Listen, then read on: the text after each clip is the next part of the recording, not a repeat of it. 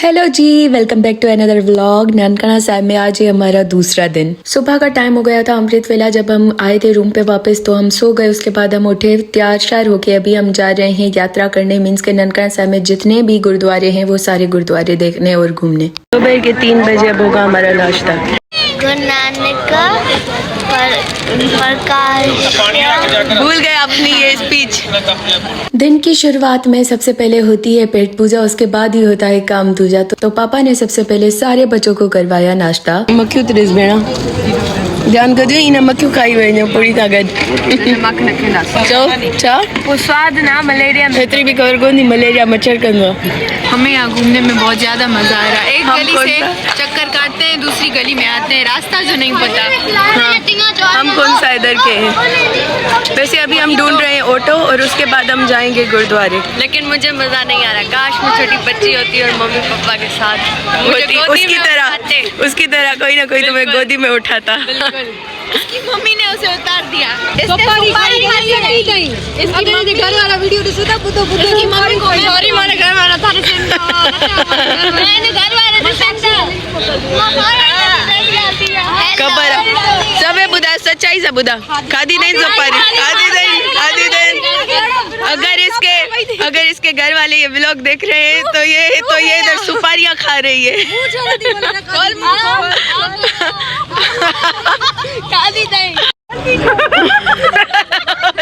तो जो फोटो लेके लगाया तो यूं थे कशिश पूछे तो सही। ऑटो में बैठ के हम रवाना ही हो रहे थे कि इतने में मिले हमें कुछ भाई लोग।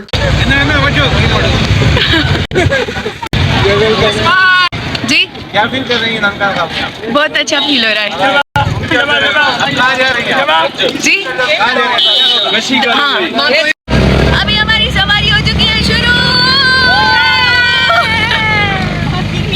तो जी सबसे पहले हम आए गुरुद्वारा निहंगा दी छोनी बुटादल। आई गेस मैं सही प्रोनाउंस कर रही क्योंकि इसका नेम थोड़ा बहुत डिफिकल्ट है। ये एक्चुअली सबसे छोटा गुरुद्वारा है, लेकिन अनफॉर्चुनेटली मुझे इसकी हिस्ट्री का कुछ नहीं पता। अगर पता होता तो मैं आपको जरूर बताती, क्योंकि हम वैसे भी ननकाना साहिब गए हैं लेकिन इस गुरुद्वारे में फर्स्ट टाइम गए। मैं इसको बोल रही थी कि मुझे ये 3 दिए हैं, हालांकि मैं ये बोलना चाह रही थी कि उसने मुझे वो चीजें दी है जो मैं खाती भी नहीं हूँ, तो उसने फिर ले दिया।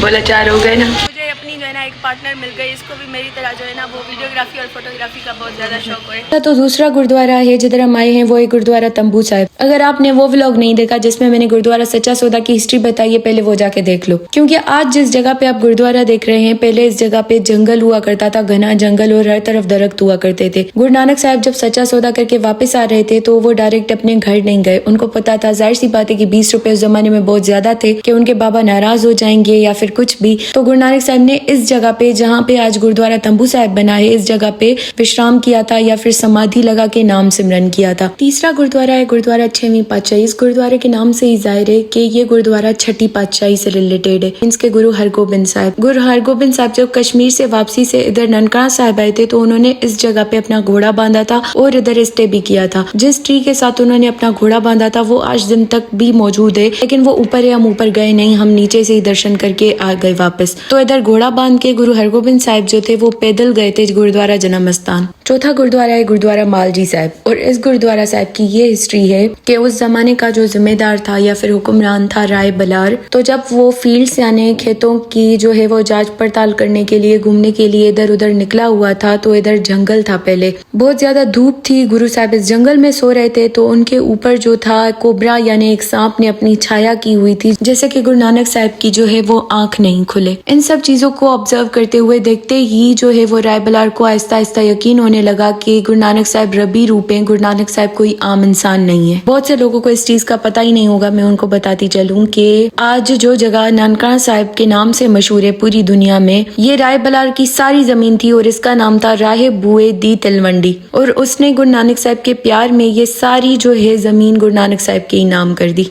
एक तरफ से हम उधर से आए से और इधर से जो है ना वो वापस आना होता है, मीन्स के अंदर से गुजर के आना होता है इधर। तो इस गुरुद्वारा से हम रवाना ही हो रहे थे कि इतने में कुछ भाई लोग आए मेरे पास। उन्होंने मुझे बोला कि क्या आप हमारी पिक्चर कैप्चर कर सकते हो। मैंने कहा हाँ क्यों नहीं। किधर से आप लोग? इधर हाई बोल रहे। ओके आ गए, आप चारों ही आ गए अब व्लॉग में।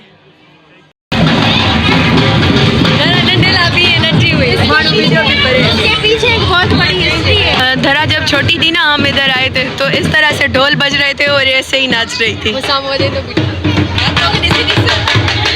पता था कि ये लोग कैमरा देख के जोर जोर से ढोल बजाना शुरू हो जाएंगे। हमारी तरह दूसरे लोग भी नाच के जा रहे हैं। पांचवा गुरुद्वारा है गुरुद्वारा क्यारा साहिब और इस गुरुद्वारा की हिस्ट्री है। इस मुकद्दस जगह पर गुरु नानक देव जी महाराज की भैंसों ने जिम्मेदार की फसल उजाड़ दी, जो गुरु नानक जी की रूहानी शक्ति ताकत से दोबारा पहले से हरी भरी हो गई और वो फसल या वो जगह जो है वो ये वाली है। इस जगह पर जो है ना गुरु नानक साहिब जी की भैंसें जो थी ना, उन्होंने फसल जो है ना ख़राब कर दी थी जिम्मेदार की। तो जैसे ही उस जिम्मेदार को किसी ने कंप्लेन करी कि भाई गुरु नानक देव जी की भैंसों ने आपका जो है ना वो फसल सारा ख़राब कर दिया है, जिम्मेदार खुद आया या फिर उसके जो सिपाही आए इधर आए, तो यहाँ पे फसल पहले से और ज़्यादा हरी भरी हो गई। तो इस जगह पे आज जो है ना वो ये गुरुद्वारा है। अभी कोई कंस्ट्रक्शन वगैरह का काम चल रहा, तो इस वजह से जो है ना गुरु साहिब इधर नहीं है। गुरु साहिब को जो है ना वो आई गेस उधर उस रूम में शिफ्ट किया गया है, वरना पहले जो गुरु साहिब थे वो इधर थे, तो इस वजह से सभी लोग इधर आके भी माथा टेक रहे हैं। इधर से जो ये है ना ये एंट्रेंस है उस फसल की तरफ। ये है छठा गुरुद्वारा, इसका नाम है गुरुद्वारा पट्टी साहिब। तो ये वो पाक जगह है जहाँ पे गुरु नानक साहब जब 6 साल के थे तो वो पंडित बिरजलाल, पंडित गोपाल दास और मौलवी कुतुबुद्दीन से हिंदी, संस्कृत और फारसी पढ़ने आए। प्लस इस जगह पे गुरु नानक साहब ने पट्टी नाम की एक बानी भी उच्चारण की है। अगला गुरुद्वारा गुरुद्वारा पट्टी साहब के बिल्कुल करीब है, उसका नाम है गुरुद्वारा बाल लीला साहिब। इस गुरुद्वारे के नाम से ही जाहिर है क्योंकि इस जगह पे गुरु नानक साहब का बचपन गुजरा है। इस उम्र में बाकी बच्चे खेल कूद में बिजी होते हैं, उस उम्र से गुरु नानक साहब वाहिगुरु से जुड़े हुए थे और उनको गरीबों से बहुत ज्यादा हमदर्दी और प्यार था। तो जो भी जरूरत की चीजें होती थी वो गरीबों में मुफ्त बांटा करते थे। हम इतने सारे गुरुद्वारे गए, किधर भी जो है ना वो चाय, खाना, मीन्स के प्रसाद, पानी तक नहीं पिया। जैसे कि मैंने बताया कि ये लास्ट गुरुद्वारा है, इसलिए पहले हम आए इधर लंगर प्रसाद करने।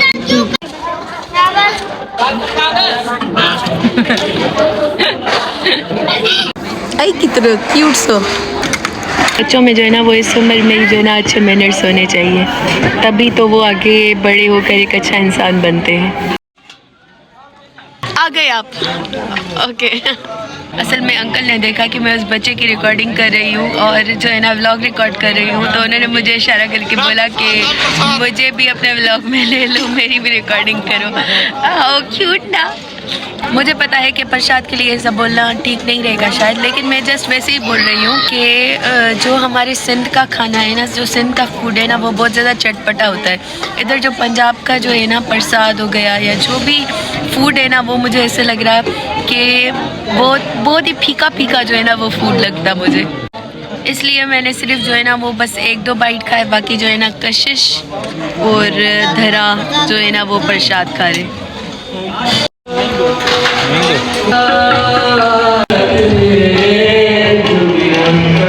अभी हम आए हैं ऊपर हजूर साहिब में, जिधर हम करेंगे नितनेम का पाठ।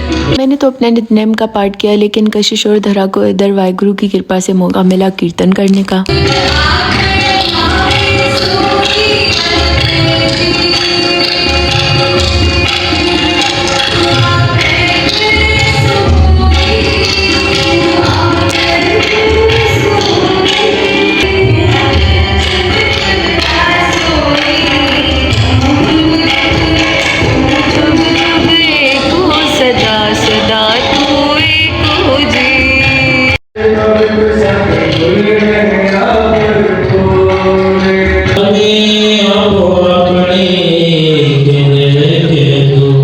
अभी हम आए हैं इधर गोलगप्पे खाने। ये हमारी गोलगप्पे की फरमाइश पे, ये गोलगप्पे के स्पेशल गोलगप्पे बिना अनियन सॉस। ये कनिष्का टेस्ट करके कैसे बता रही थी, बताओ कैसे लग रही थी? पहली बार मैं ऑनियन से कर रही हूँ हलवा, लेकिन ऑनियन से कर रही हूँ। Thank you. अच्छा, हमने गुडी को रंगे हाथों स्पॉट कर लिया है। खाना वाना खाती नहीं है मम्मी, खाना नहीं खाती ना, खटाई पी रही है। देखो इसको, मजेदार।